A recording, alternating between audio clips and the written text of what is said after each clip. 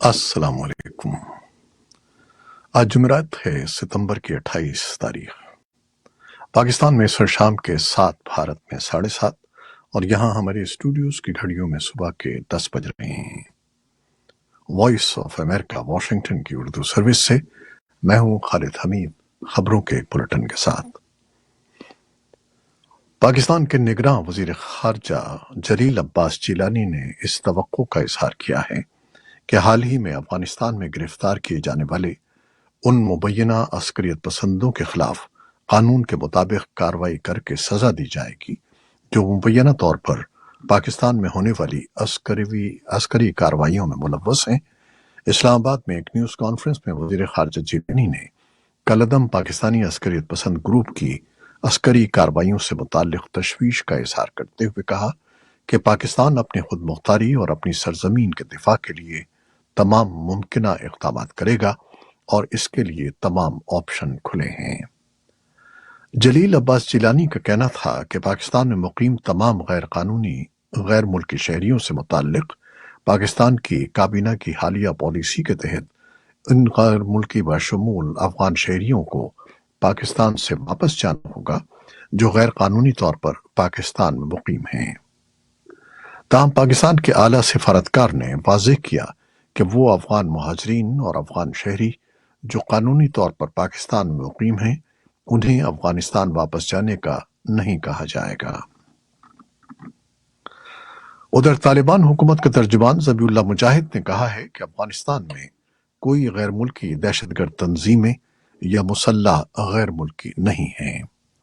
وہ بدھ کو قندھار میں ایک اجتماع سے گفتگو کر رہے تھے۔ انہوں نے کسی ملک کا نام لیے بغیر کہا کہ کچھ حلقے ہر اجلاس اور کانفرنس میں افغانستان میں غیر ملکی جنگجوؤں کی موجودگی کی بات کر کے خوف پھیلانا چاہتے ہیں۔ انہوں نے کہا کہ طالبان کی پالیسی یہ ہے کہ غیر ملکی جنگجوؤں کو افغانستان میں کام کرنے کی اجازت نہ دی جائے۔ اقوام متحدہ کے سیکرٹری جنرل انطونیو گتریس نے کہا ہے کہ گزشتہ سال کے تباہ کن سیلابوں کے بعد عالمی برادری نے پاکستان کو جو $9 ارب کی امداد دینے کا وعدہ کیا تھا وہ پورا نہیں ہوا ہے اور پاکستان اب بھی ان فنڈز کے انتظار میں ہے۔ سیکرٹری جنرل نے کہا کہ عطیہ دہندگان اور بین الاقوامی مالیاتی ادارے امداد کے اپنے وعدوں کو پورا کریں کیونکہ تاخیر لوگوں کی زندگیوں کی تعمیر نو کی کوششوں کو کمزور کر رہی ہے۔ پاکستان اب بھی مانسون کی شدید بارشوں کے اثرات سے دوچار ہے، جہاں سیلاب سے 80 لاکھ لوگ بے گھر ہوئے ہیں اور تقریباً 1700 ہلاک ہوئے ہیں۔ افغانستان سے ملحقہ صوبہ خیبر پختونخوا میں دہشت گردی کے واقعات کے ساتھ ساتھ بتہ خوری کے واقعات میں بھی اضافہ ہوتا جا رہا ہے۔ بتہ خوری کا تازہ واقعہ بدھ کی صبح مصروف ترین صدر روڈ پر پیش آیا، جہاں ایک 82 سالہ معمر تاجر کو نامعلوم مسلح افراد نے زبردستی گاڑی میں ڈال کر اغوا کر لیا۔ انسدادی دہشت گردی پولیس کے ڈپٹی انسپکٹر جنرل عمران شاہد کا کہنا ہے کہ بھتہ خوری اور دہشت گردی میں مالی معاونت کے لیے ٹیلی فون کالز سرحد پار افغانستان سے آتی ہیں۔ اسی وجہ سے انہوں نے اس معاملے کو افغانستان کے ساتھ اٹھانے کے لیے وفاقی حکومت کو درخواست دی ہے۔ بھارت کی ریاست مدھیہ پردیش کے علاقے اجین میں ایک 12 سالہ بچی کے ساتھ زیادتی کے خلاف سیاستدانوں، انسانی حقوق کے کارکنوں اور سماجی ماہرین کی جانب سے شدید غم و غصے کا اظہار کیا جا رہا ہے اور اسے معاشرے کی بے حسی کی ایک بدترین مثال کے طور پر دیکھا جا رہا ہے۔ بچوں کے حقوق کے تحفظ سے متعلق commission, national commission for protection of child rights نے مدھیہ پردیش کی حکومت کو نوٹس جاری کرتے ہوئے اس واقعے کی تفصیلات طلب کی ہیں۔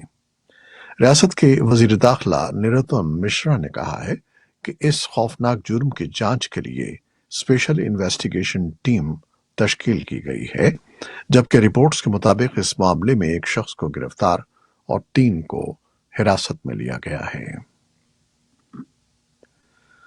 یوکرین کی فوج نے جمعرات کو کہا کہ اس کے فضائی دفاع نے 44 میں سے 34 شاہد ڈرونز کو مار گرایا ہے جو روس نے گزشتہ رات ان کے ملک پر داغے تھے۔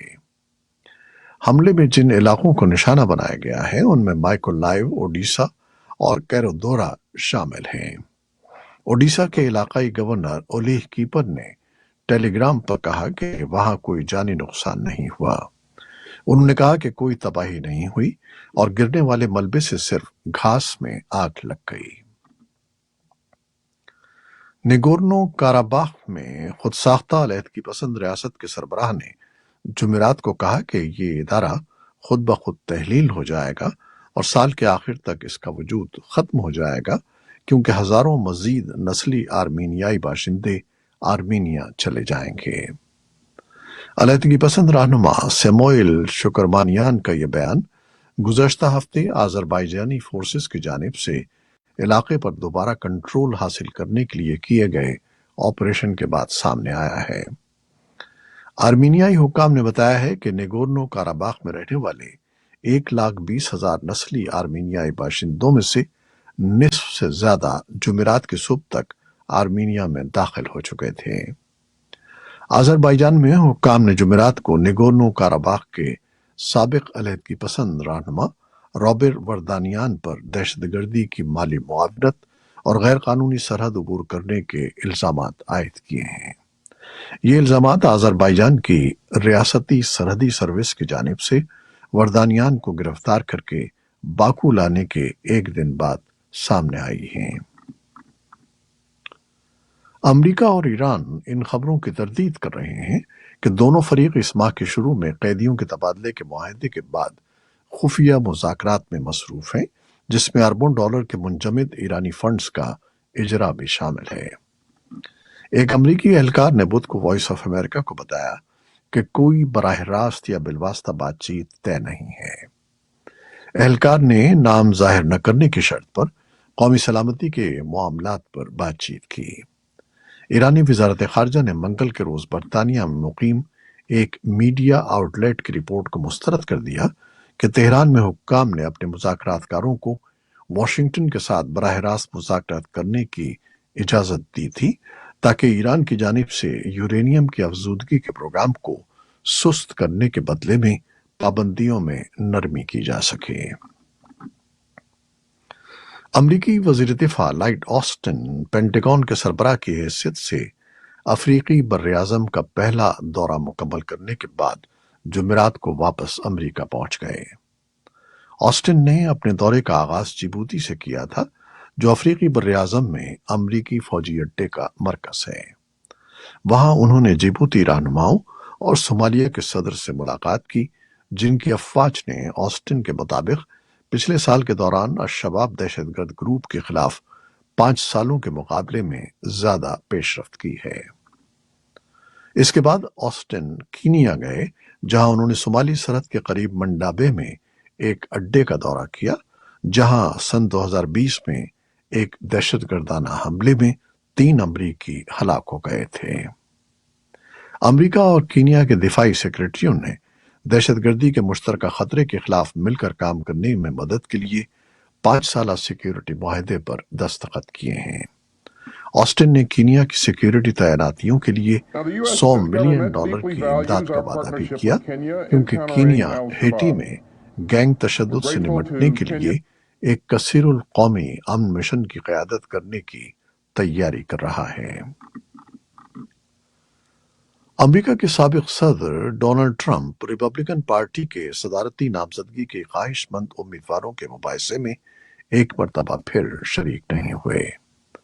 اس بار انہوں نے مباحثے میں شرکت کے بجائے آٹو انڈسٹری کے مزدوروں کے احتجاج میں شرکت کی۔ انہوں نے مزدوروں سے خطاب کرتے ہوئے صدر جو بائیڈن کو آٹو انڈسٹری اور اس کے ورکر کا مخالف قرار دیا اور الیکٹرک گاڑیوں کو ترویج دینے کے ان کے اقدامات پر بھی تنقید کی۔ صدر جو بائیڈن نے بھی اس سے قبل یونائیٹڈ ورکرز یونین کے مشیگن میں ایک احتجاج میں شرکت کی تھی اور ان کو اپنے مطالبات پر جمے رہنے کے لیے کہا تھا۔ ڈونلڈ ٹرمپ کو ریپبلکن پارٹی کے صدارتی الیکشن میں نامزدگی کے حصول کی دوڑ میں شامل امیدواروں پر ابتدائی جائزوں کے مطابق برتری حاصل ہے اور وہ پارٹی کی جانب سے صدارتی نامزدگی کے حصول کے لیے پر امید ہیں۔ امریکی محکمہ خارجہ نے اس بات پر زور دیا ہے کہ امریکہ نے ٹریوس کنگ کی محفوظ واپسی کے لیے شمالی کوریا کو کوئی رعایت نہیں دی ہے۔ پینٹاگون کا کہنا ہے کہ جولائی میں غیر قانونی طور پر شمالی کوریا میں داخل ہونے والے امریکی فوجی ٹریوس کنگ اب امریکی تحویل میں ہیں۔ بائیڈن انتظامیہ کے مطابق ٹریوس کو کوریا سے باہر منتقل کیا گیا اور سویڈن کی حکومت کی مدد سے وہ سرحد عبور کر کے چین پہنچے۔ اہلکار نے مزید کہا کہ امریکہ نے چین میں انہیں تحویل میں لیا اور وطن منتقل کر دیا۔ امریکہ نے اس سلسلے میں سویڈن اور عوامی جمہوریہ چین کی حکومت کا ٹریوس کنگ کی واپسی کو آسان بنانے میں مدد کے لیے شکریہ ادا کیا اور کہا کہ ہم اگلے کئی ہفتوں تک ٹریوس کنگ کو اچھی طرح بحال ہونے کا وقت دیں گے، اس کے بعد کسی ایڈمنسٹریٹو ایکشن پر کام کیا جائے گا۔ تائیوان نے اپنی پہلی مقامی آبدوز کا افتتاح کیا ہے۔ اگر یہ تجربہ کامیاب ہو جاتا ہے تو تائیوان کے لیے جہاز سازی اور ڈیزائن میں ایک اہم پیش رفت ہوگی۔